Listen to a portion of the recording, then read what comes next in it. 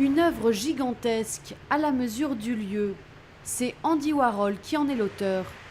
Une trentaine d'artistes de renommée mondiale sont exposés à la Diabicon.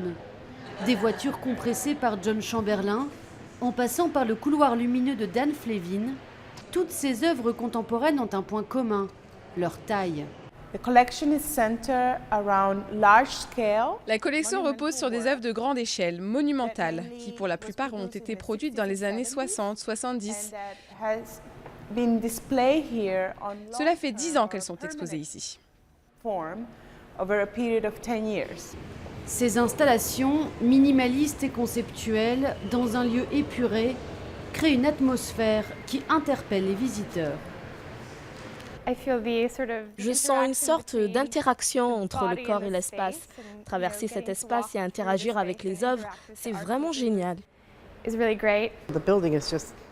Le bâtiment est magnifique, la lumière aussi est fabuleuse.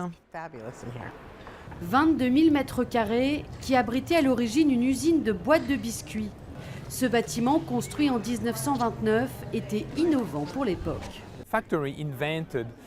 Pour la lumière, l'usine a mis au point un système avec des lucarnes orientées au nord qui diffusent cette lumière.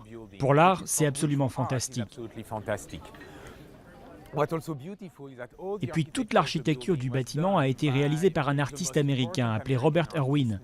Il nous a aidé à organiser l'espace et la circulation du public, mais aussi de la lumière dans cet espace. Malgré son éloignement, situé à une centaine de kilomètres au nord de New York, la Diabicon attire chaque année plus de 75 000 visiteurs.